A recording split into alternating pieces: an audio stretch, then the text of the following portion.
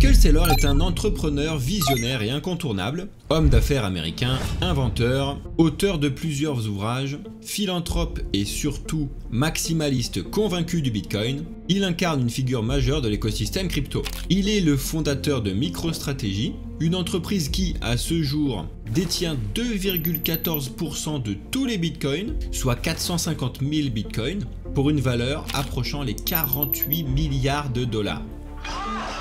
Mais ce n'est pas tout, Michael Saylor n'a pas seulement investi ses propres fonds, il s'est également endetté de manière spectaculaire, notamment au travers d'obligations convertibles et d'autres emprunts. Un pari audacieux et risqué qui repose entièrement sur le succès futur du Bitcoin. Aujourd'hui, on plonge dans l'univers fascinant de Michael Saylor, cet homme qui a tout misé sur Bitcoin. Alors, qui est-il vraiment ?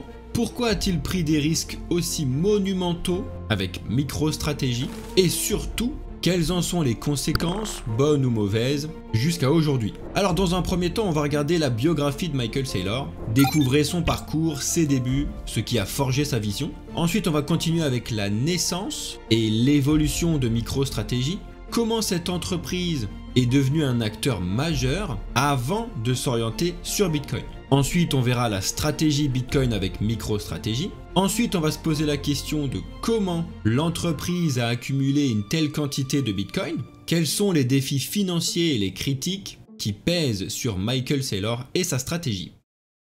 Son enfance et son éducation. Michael Saylor est né le 4 février 1965 à Lincoln, au Nebraska. Issu d'une famille militaire, son enfance est marquée par des déménagements fréquents, car il grandit sur différentes bases aériennes de l'US Air Force à travers le monde. Brillant élève, il décroche son diplôme de lycée en étant le premier de sa classe. Il est d'ailleurs élu maréchal de classe et principal orateur lors de la cérémonie de remise des diplômes. Déjà à cette époque-là, ses camarades reconnaissent son potentiel exceptionnel en le désignant directement comme celui ayant le plus de chances de réussir. Grâce à une bourse complète du programme Air Force Reserve Officer Training Corps, il rejoint le prestigieux MIT. Massachusetts Institute of Technology. Il y obtient un double diplôme en aéronautique et astronautique, ainsi qu'en technologie de l'information. Pendant son temps libre, il s'adonne à deux passions, jouer de la guitare et piloter des planeurs. Il se découvre également un vif intérêt pour les simulations informatiques, qu'il applique directement aux stratégies politiques et aux modèles économiques. Sa thèse de fin d'études d'ailleurs, intitulée « Un modèle mathématique d'une cité-État italienne de la Renaissance », illustre déjà sa capacité à combiner science, innovation et histoire. En 1987, Michael Saylor obtient son diplôme avec les plus hautes distinctions. Il suit ensuite une formation de pilote d'officier à la base aérienne de Lackland, à San Antonio au Texas, où il est nommé directement sous-lieutenant de l'US Air Force. Son parcours académique et militaire lui inculque des valeurs fortes qui influenceront directement sa carrière. Et justement, après avoir rejoint la réserve de l'US Air Force, il entame premièrement une carrière dans le conseil. Il se spécialise dans la conception de simulations informatiques pour aider de grandes entreprises à prendre des décisions stratégiques. Et c'est seulement à l'âge de 24 ans, en 1989, qu'il combine sa passion pour la technologie, les affaires et l'informatique en confondant MicroStrategy avec Sanju Bansal.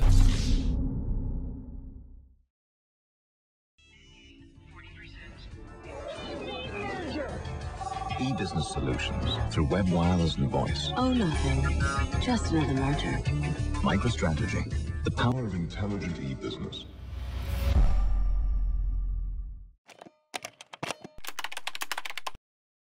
Alors, la vision initiale de MicroStrategy, c'était d'exploiter les données pour permettre aux entreprises de prendre des décisions stratégiques. Dans les années 1990, l'entreprise se distingue par ses solutions innovantes dans l'analyse des données. Elle adopte une approche pionnière appelée traitement analytique relationnel en ligne. En anglais, c'est Roll-up. Et ça, c'est une révolution dans le secteur de l'intelligence d'affaires. Et c'est en 1998 qu'une étape décisive est franchie. MicroStrategy entre en bourse sous le Nasdaq avec le ticker MSTR, avec une valorisation initiale de 333 millions de dollars. Michael Saylor, inventeur prolifique, est crédité de plus de 48 brevets dans des domaines tels que l'analytique relationnelle, le cloud, l'Internet des objets, IoT, et bien d'autres. Il y a aussi d'autres projets notables comme par exemple Alarm.com, l'une des toutes premières entreprises de domotique,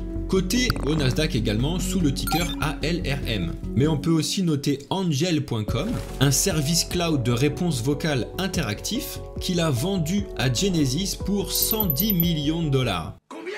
Et ce, en 2013. Mais Michael Saylor, c'est aussi un auteur, car il est l'auteur du livre visionnaire The Mobile Wave, How Mobile Intelligence Will Change Everything, publié en 2012. Ce livre, salué par le New York Times et le Wall Street Journal, prédit avec précision l'ascension des géants technologiques tels qu'Apple, Amazon, Facebook et Google. Et l'homme est également philanthrope parce qu'en 1999, il fonde la Saylor Foundation, qui a fait don de millions de dollars à des causes comme la santé des enfants, l'éducation et la conservation de l'environnement, entre autres. Vous pouvez retrouver directement cette fondation sur saylor.org. Jusqu'ici, c'est tout simplement un génie qui a tout réussi. Mais ça y est, arrive le premier incident majeur, la crise des années 2000, la crise Internet. Pour remettre un petit peu de contexte, il faut quand même savoir que l'action en bourse donc de MicroStrategy a été lancée à 8,4 $ en 1998 et elle a connu une croissance atteignant 333 $ en mars 2000, soit une augmentation de 3864% en moins de 2 ans. Le moins qu'on puisse dire, c'est que c'est joli comme performance. Bravo! Mais le 17 mars 2000, MicroStrategy est frappée par une crise majeure. La SEC, Securities and Exchange Commission, le gendarme américain, accuse l'entreprise de fraude comptable. En une seule journée, l'action MSTR de MicroStrategy chute de 81%, passant de 333 $ à 62,80 $. Là, ça fait mal. Et la descente aux enfers continue avec la crise Internet. En juillet 2002, l'action touche un plancher à 44 centimes de dollars.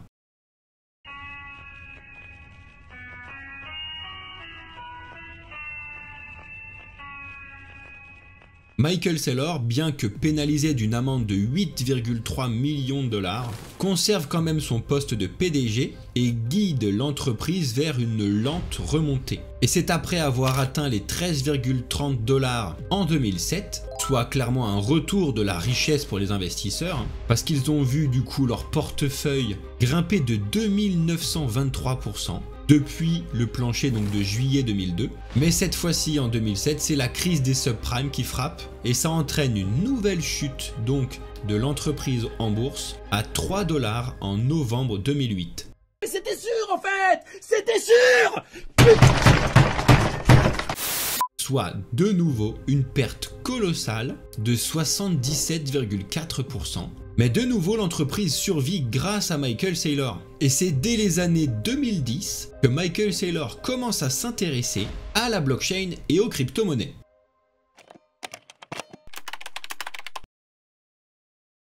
Bitcoin near record highs, crossing 23,000 for the first time as institutional investors continue to pile in.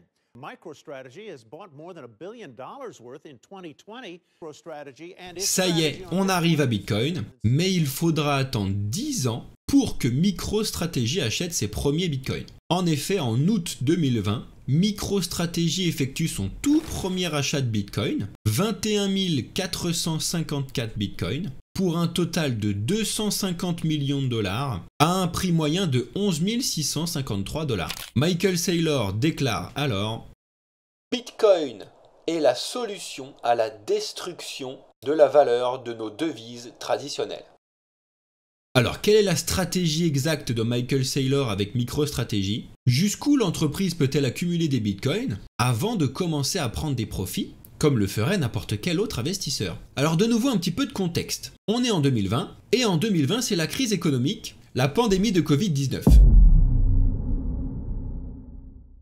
Mes chers compatriotes, Depuis quelques semaines, notre pays fait face à la propagation d'un virus, le Covid-19, qui a touché plusieurs milliers de nos compatriotes. The number of deaths here in the United States has just crossed 100,000.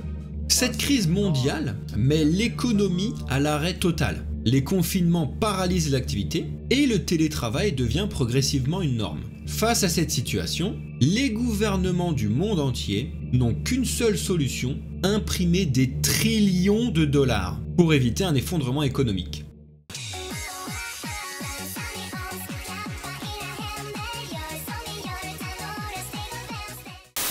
Mais cette injection massive de liquidités dans le marché marque, selon moi, le début de la fin pour l'économie telle que nous la connaissons et amorce une lente mais inexorable décadence de la finance traditionnelle. Là, c'est la décadence.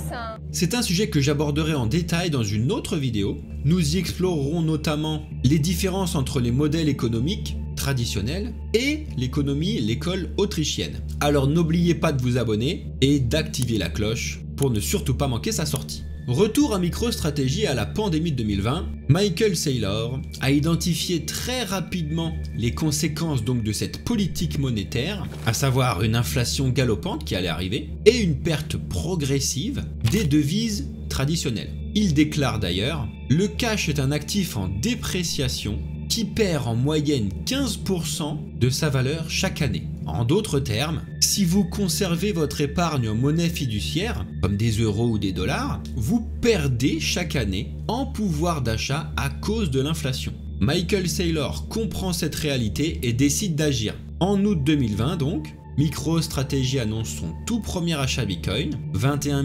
454 Bitcoin, et Michael Saylor explique cette décision audacieuse. Nous avons décidé de réorienter nos actifs vers un réservoir de valeur plus stable, le Bitcoin. Et cet achat marque le tout début d'une stratégie massive d'accumulation de Bitcoin pour MicroStrategy. Écoutez-moi bien, entre 2020 et début 2025, l'entreprise achète 450 000 bitcoins. Le prix moyen se situe aujourd'hui autour de 62 691 $ par bitcoin et il a dépensé la somme de 28,2 milliards de dollars. Un simple coup d'œil à ce tableau, résumant donc les achats officiels de MicroStrategy, montre l'ampleur de la stratégie. Mais surtout, ce qu'il faut savoir, c'est que l'entreprise n'a jamais vendu un seul bitcoin à ce jour. Et cette accumulation colossale fait d'elle l'une des plus grands détenteurs de bitcoin au monde. Alors pour financer cette stratégie ambitieuse, Michael Saylor utilise deux mécanismes principaux. Les obligations convertibles. Ces instruments permettent notamment aux investisseurs de prêter de l'argent tout en ayant la possibilité de convertir donc leur dette en actions de l'entreprise si le prix dépasse un certain seuil. Et il utilise les prêts garantis. Ces emprunts sont sécurisés par les réserves donc de Bitcoin détenues directement par l'entreprise. Et quels sont les effets immédiats sur MicroStrategy? Eh bien, l'impact de cette stratégie sur l'entreprise est tout simplement spectaculaire. Première explosion du cours de l'action MSTR, parce qu'après avoir chuté à 3 $ en 2008, l'action MSTR atteint un sommet à 541 $ le 21 novembre 2024. Une augmentation vertigineuse de 17 933% en 16 ans. Et avec ses 450 000 bitcoins, MicroStrategy détient donc 2,14% de tous les bitcoins qui existeront à tout jamais. Et du coup, l'action de MicroStrategy évolue désormais au même rythme que le cours de Bitcoin. C'est bien normal, en raison donc de la volatilité élevée de l'actif Bitcoin, mais surtout de sa corrélation à 100%. MicroStrategy devient une étrange combinaison entre une entreprise technologique et un fonds de réserve Bitcoin. La stratégie donc de Michael Saylor, c'est une approche agressive, acheter massivement du Bitcoin et le communiquer très largement sur les réseaux sociaux, notamment sur X, donc anciennement Twitter. Certains y voient même une tentative de manipulation de marché, voire un potentiel délit d'initié. Et là pour le coup, il y a des tweets dans tous les coins, dans tous les sens. Michael Saylor se lâche, Par exemple, Bitcoin est une énergie digitale pure, une innovation plus grande que la révolution industrielle, rien que ça. Et tant d'autres citations. Alors très bien, on connaît la stratégie maintenant. Mais avec une telle stratégie, la valeur actuelle en bourse de l'action de MicroStrategy avec le ticker MSTR est-elle réelle ?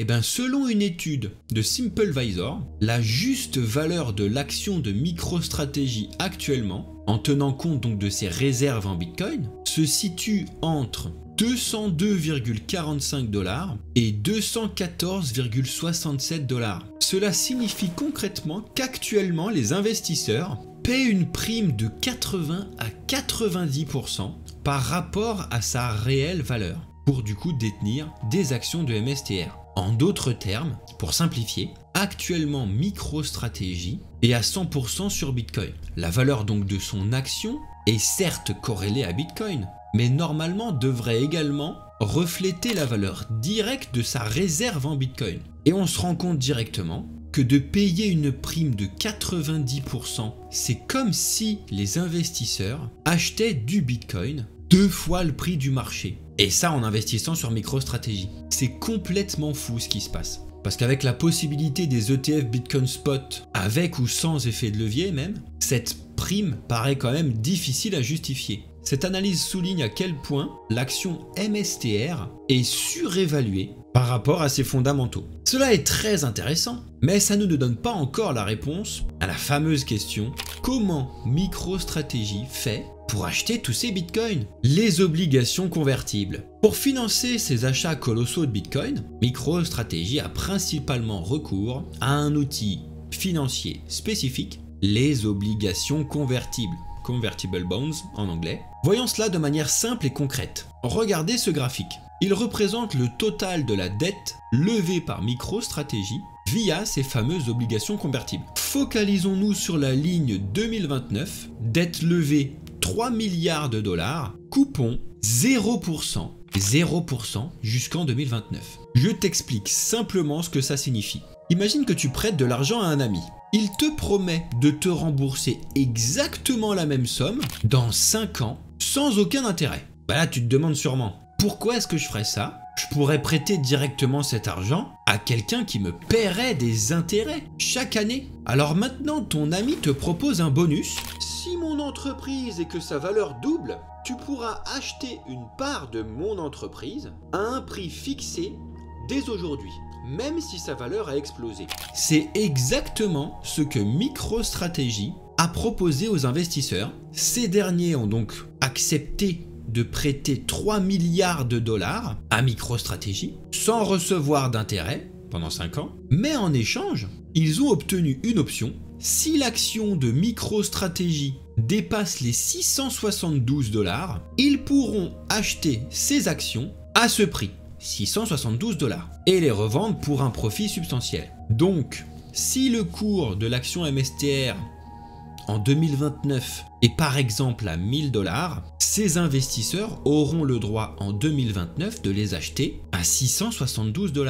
Et du coup, bien évidemment, de les revendre directement à 1000 $ pour engranger un joli bénéfice. Par contre, si l'action est en dessous de ce seuil, des 672 $, ils vont récupérer uniquement la somme qu'ils ont mis au départ, sans intérêt, je le répète, sur 5 ans. Aucun rendement. C'est une prise de risque significative pour les investisseurs. Sache que le prix actuel de l'action de MSTR en bourse, c'est environ 340 $. Et comme le montre ce tableau, MicroStrategy a accumulé bien plus que 3 milliards de dollars de dette. C'est une stratégie risquée pour les investisseurs. Gagner gros ou ne rien gagner du tout, mais pas perdre. En résumé, c'est comme prêter de l'argent à un ami sans intérêt, mais avec un ticket de loterie en plus. Si ton ami devient riche, tu gagnes. Sinon, tu récupères simplement ton argent, sans rien de plus. Voilà. Un autre aspect crucial à comprendre, c'est la volatilité. Voici deux graphiques pour illustrer le risque. Sur le premier graphique, donc tu as la volatilité de l'action MSTR. Les sources, donc c'est le Financial Times. Et ce graphique en fait montre directement que l'action MSTR est tout simplement la plus risquée de toutes les actions cotées au S&P 500. Le S&P 500, c'est les 500 plus grosses entreprises cotées aux États-Unis, comme nous les 40 du CAC 40. Et le deuxième graphique, donc c'est la comparaison avec Bitcoin. Et du coup, on constate que l'action MSTR affiche une volatilité moyenne à 108% contre environ 50% de volatilité pour Bitcoin. Cela signifie concrètement qu'il est actuellement 2 fois plus risqué d'investir sur MicroStrategy que dans Bitcoin directement. Et selon le célèbre Tom Lee, étant donné que la valorisation de MicroStrategy est au moins 2 fois supérieure à la valeur de ses bitcoins détenus, que l'ancienne activité logicielle de l'entreprise a une valeur nulle voire négative, Tom Lee conclut que si vous souhaitez investir dans Bitcoin, il vaut mieux acheter directement du Bitcoin. Eh oui, un Bitcoin égale un Bitcoin, et ce, partout dans le monde. Mais du coup, quels sont les scénarios possibles pour MicroStrategy? Que pourrait-il arriver si les choses tournent mal? Le pire scénario se pose lorsque l'on examine comment MicroStrategy pourrait rembourser donc les 7,2 milliards de dettes à mesure qu'elles arrivent à échéance, parce que c'est des dettes qui ont une échéance, tu l'as vu sur le graphique tout à l'heure. Et contrairement à la plupart des entreprises, la réponse n'est pas avec les revenus générés.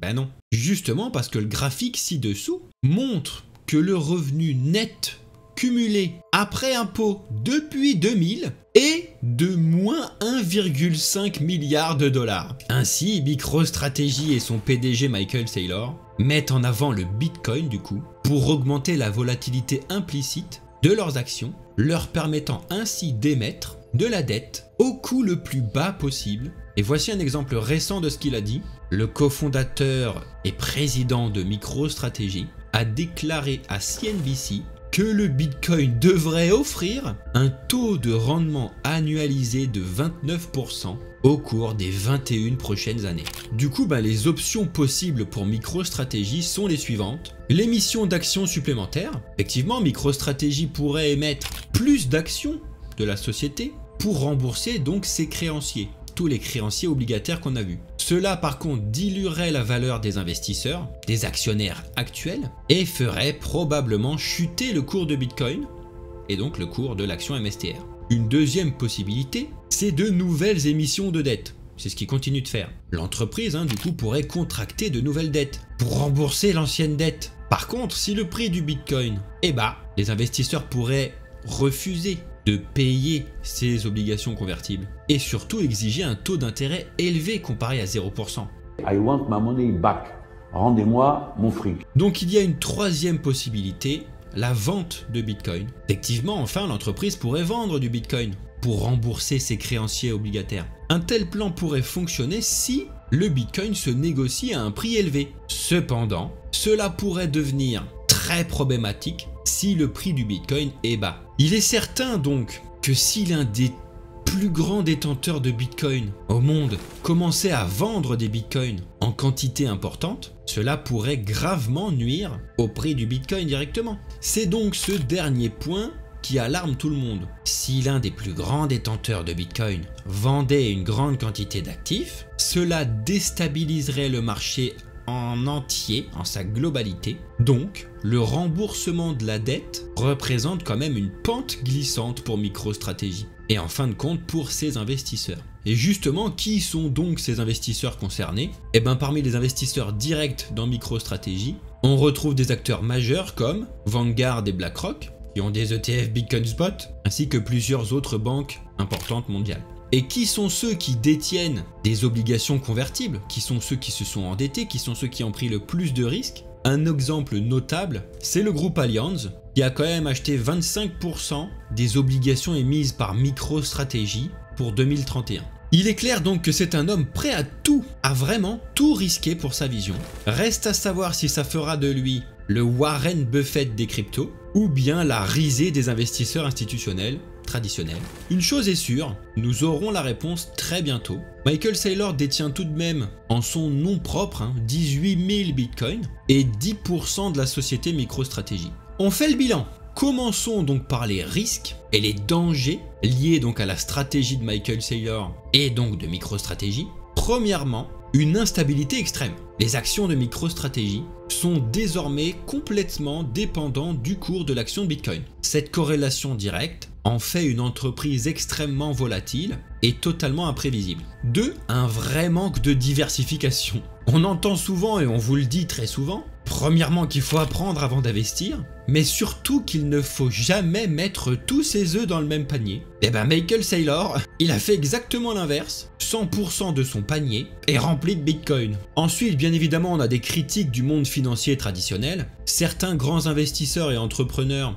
estiment que Michael Saylor est complètement fou. Ils considèrent qu'il joue avec l'avenir de MicroStrategy, une entreprise qui, rappelons-le quand même, a déjà frôlé la faillite en 2000, mais aussi en 2008. Elle a été sauvée par on ne sait quel miracle. C'est un vrai spectre de la faillite qu'on a devant nous. Parce que quand même la crise de 2000 a infligé des pertes colossales à MicroStrategy, se chiffrant quand même en milliards de dollars. Mais bon, jusqu'à présent, Michael Saylor a réussi à éviter la faillite, mais cette dépendance au Bitcoin pourrait lui coûter cher ou lui rapporter très gros. Faut quand même ne pas l'oublier non plus. Mais ensuite, ce qui est aussi très important, c'est les réglementations accrues. Mais oui, parce qu'en 2023, la SEC a renforcé la surveillance sur toutes les entreprises impliquées de près ou de loin dans les crypto-monnaies. Et du coup, si MicroStrategy devient l'objet d'une enquête, cela pourrait nuire gravement à la valeur de ses actions.